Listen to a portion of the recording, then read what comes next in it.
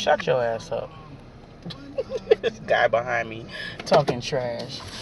I gotta wait till, because I'm in a handicapped spot and I need to move. Did she turn already? Yes, she did.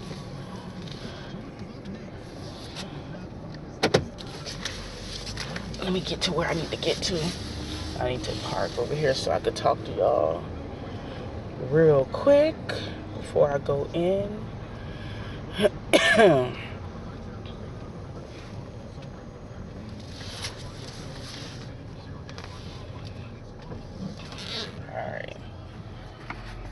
Good morning. What's up? Happy Friday. Today's the 29th of October. And I'm here, as y'all can see, I'm at the plasma place because this is what it's come to. I hope I'm not too zoomed in too bad. And so, yeah. Okay, I can't even check it out, but I'll re-record it if I have to. But yeah, this is what it is. I have to donate plasma twice a week just to have extra money because my ex-husband refused to give me any money. And it's just so crazy to me. And people, you know, and it's so funny how people, they love to call folk bitter and angry, but it's just like, how did you become this person, you know, like literally become this person? Like, you really just took off everything. Once you realize that I'm not taking you back, I don't love you anymore, I want nothing to do with you, it's just like, oh, I'm gonna get you back. But one thing about Shantika, I am very resourceful, and I gotta donate plasma, and it is what it is, you know, because at the end of the day, my kids have to be taken care of. And I do, and I know I told y'all, I do have a job, but I don't officially start until next week, Wednesday. And I'll tell you why. Because we were supposed to start at a new facility, and there's some electrical issues and some construction issues that delayed the opening of that building. And so management gave us a choice to either go to one building, work full time at that one building, and work a mandatory 40 to 60 hour shift, mandatory overtime, or keep my part-time status and work at another building way the hell in Doral. If you're not from Miami, just look up North Miami and Doral, and then you'll see how far it is. It's far as hell. But I want to keep my part-time status because I am the only active parent in my children's lives. Vern does not visit them. He does not call them. No, nothing. And so I do not want to be working so much that my kids are with my parents 24/7, because my parents have their own lives. They've so graciously let me live in their house rent free, everything free. And I'm not going to take advantage of their person, because they're retired people. They want to paint the town red and go do what they want to do. And they do. They hang out all the damn time. I didn't realize how much they were out until I moved in and we were at home by ourselves all the time. Because they be going driving, they be going to Naples. If you don't know where Naples is, you can just look it up. They be riding to Naples and coming back in the same day. And so I don't want to take advantage of them. And then, you know, they're older people, so their rules, they're a lot more stricter than I am, you know. And so you would get your butt whooped, you know, quick. Like, I'm very lenient. And so, you know, I don't like to keep them, I don't like to let them stay with them longer than they should have to. And so I chose to keep my part-time hours and go to the Doral building. And then if I want to work overtime, I still work my 4-hour shift versus, and I would rather work an extra day, like extra days part-time, than to be sitting up there for 10 and 12 hours. Like, that's too long. And number two, I'm too old to be working like that. Like, I was doing that shit back in the days when I was working at Walmart overnight from 11 to 8 a.m., 11 p.m. to 8 a.m., and then going to Wendy's and working from 10 a.m. to 6 p.m. Those days are over. I'm not doing that shit no more. That's just too hard. It's just too much on your body. And so, so that's what happened. And so once we changed buildings, the HR had to submit a new offer letter with the new location, and we had to accept it, and then we were given our schedule. And so I start next week. And so I work from 8:30 p.m. to 12:30 a.m. or 1 a.m. because they were saying that sometimes you have to work, part-timers have to work like an extra hour, which is fine. I'm cool with it. And so my kids will be asleep the whole time. They won't even know I'm gone. I'll be back to pick them up, to drop them to school, pick them up from school, spend time with them, do homework and all of that, because that's what I'm supposed to do as a parent. And so Vern called me yesterday because I've been talking to his father, who's been really, really like pressuring me to take him back. And I really don't understand. I mean, he's an older guy, so, in his heart, he thinks a lot of things are. A lot of people don't think that Vern is as bad as he is because I have not shared a lot with them, in the spirit of not bashing someone. I have not shared the ins and outs, but I will never take that man back because the magnitude of what he has done to me and what he continues to do to me just screams, I want to be by myself. Like, listen, you do not have to sneak around on me, honey. And I've been saying this shit since 2015. Don't sneak behind my back. Communicate. But see, a lot of men feel like, the threat of divorce is just a part of her ranting and raving, and she won't really leave me. And he kind of played himself. He thought he played me, but he played himself because one thing I am not is a damn punk. And I'm not so tied to the institution of marriage that I will sit my ass in a damn house and let this fool cheat on me repeatedly and just be like, oh, I just want to keep my family together. Bullshit. Kids would rather be from a broken home than to live in a broken home. And I'm not going to do that, And so the bullshit is ongoing. And so I just don't have time for it. I don't have time for it.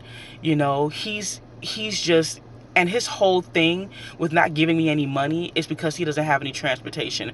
And it's just like, dude, you cash your check. You get to work every single day.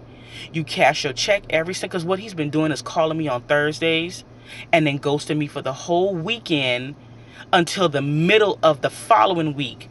He'll call me once a week on Thursday. Then he'll say, oh, I'm going to give you some money. And then I won't hear from Vern until Wednesday of the following week. Friday, Saturday, Sunday, Monday, Tuesday. No call, no nothing, won't answer the phone, no nothing.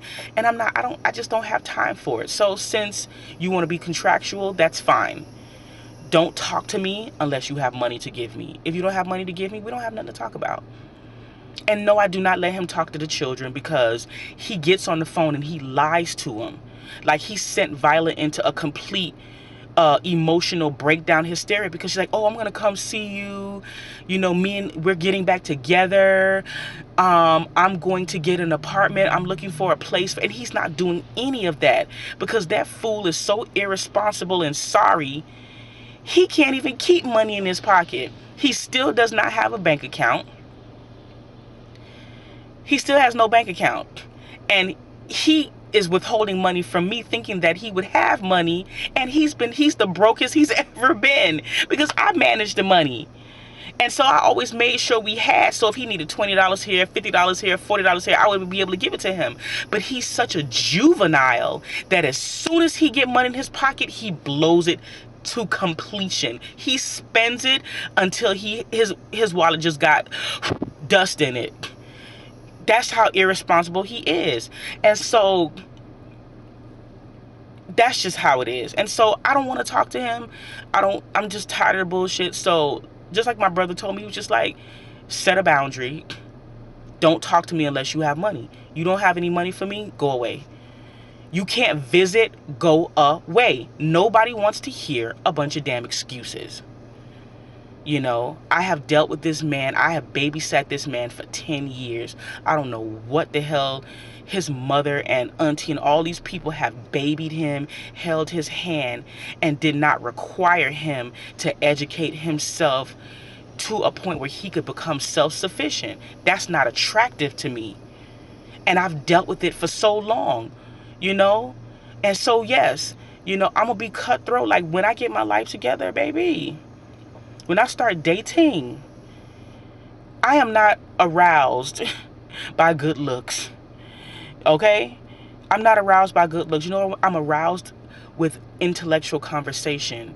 You know, self-sufficiency. Someone that has their own place, takes care, has a primary doctor, knows their blood type, knows their credit score, has a 401k, retirement, life insurance. That's attractive. Not some boo-boo the fool running around slinging dick and don't even know when they supposed to get a physical every damn year. Don't know when the last time, don't know their sexual health. That ain't attractive to me. That's some bullshit.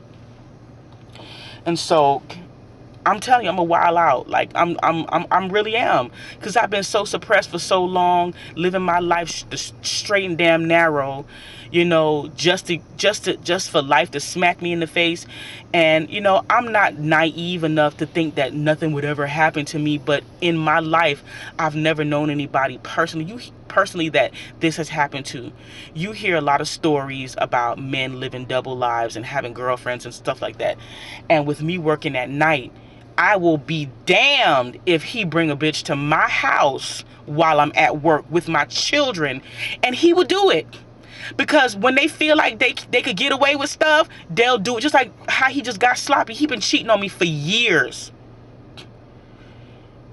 And he was just getting sloppier and sloppier and sloppier. He even took the password off his phone. But since I don't go through people's phone, because I don't feel like I should have to police a grown man, the Lord revealed it to me. See, the Lord is God is a God of order. He's not going to let you be in a situation where you're going to keep getting played. And so that's why the Lord was like, just plug up his phone. And that's when I saw the text messages. And I was just like, oh, so you in love with this bitch? Really? And guess what? Reality hit him in the face, because the woman who he was messing around with is a 50-year-old lady. And once she realized that she got to pick him up to get some, she got to pick him up, drop him off. It's too much for somebody 46 to have to babysit. Grown women want a man already established. They don't want to you pick up 20-year-olds, not 46-year-olds.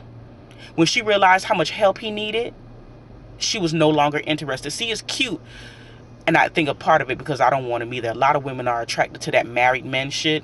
Like, as long as your wife is still around, the thrill of it all. But when I was just like, baby, guess what? Because I talked to her for 30 minutes. And I said, you can have him. He's an infant. Enjoy babysitting a 46-year-old. And he was just like, oh, I don't have nobody, you know, they don't want to pick me up. Surprise. Oh, you thought the grass was green on the other side. Surprise, surprise. So anyway, be that as it may. So I mean, I'm about to go in here. I just went to Publix, because one thing about donating plasma, you have to be fully hydrated and you have to eat well and all that stuff. So I went to Publix and got me a little wrap, some fruit, and I'm gonna drink this juice and get myself together so that my veins are popping. I already drank like 2 bottles of water before I left home. So, and I've been working out every day at the gym when I drop the kids off to school and stuff. So I'm getting myself together. But yeah, I will not be dating nobody until my divorce is final, till I have my own house, and until I get myself some therapy, because I have to heal, you know, because I don't want to go into any situation with this mindset. Y'all follow me on TikTok, because I be wilding out on there. The Shantika Experience, I think 101 or whatever. Just search me, you'll find me. Because it's so prevalent, all this cheating and just messing with women and all that stuff. I have you know, it's not like, it's completely different from YouTube.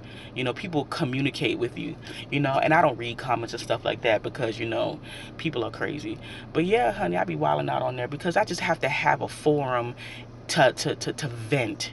You know, so if you kind of judgmental and or whatever, just stick with YouTube. Don't go to TikTok, because you're gonna be in for a rude awakening.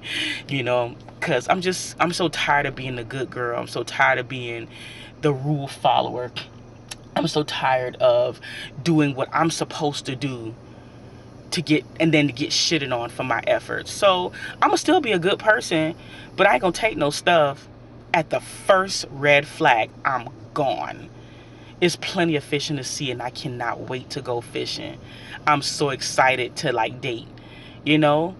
I'm trying to get myself together so that I can pick and choose, you know, and I can have that variety, you know, because I'm over the dum dums. I'm over the men who don't even comprehend subject and verb agreement. I have to have somebody intellectually, you know, on my level. You know, I'm done with potential. I refuse, because at my age, at almost 40 years old, I don't have time for potential. I married potential, and he just turned into be a disaster because he doesn't want to do any better. I spent 5 years out of the 10 years we've been married. I spent 5 years in college, and this fool wouldn't even go to trade school to get his shit together. Wouldn't even get a better job. Wouldn't improve himself. I said, you need to read. You need to become more computer literate. You know, you got time to fill out dating applications. Not one dating app, 4 dating apps. But can't fill out his own application. Can't sit down and construct a resume from his brain. You the good time man. That's all you want to do is have a good time. And so cool. Have a good time. Enjoy your life. And I'm going to raise my children, you know. Because, see, it's very different. Like, he has no responsibility. Me, I have responsibility. So when I date, my time is literally money. Because I have to pay somebody $15 an hour to watch my kids. So if you can't excite me, and I'm only paying for 3 hours of care. So if you can't excite me in them 3 hours, deuces. First sign of red flag, deuces. I'm gone. I have no more fucks to give. I have no more patience. I'm sick of it. Come correct or get the hell on. So anyway, I'm gonna go in here and donate some plasma, and I will talk to you guys next time. So, you know, if you enjoyed this vlog, give it a thumbs up, and I will see y'all guys in a couple weeks. Bye.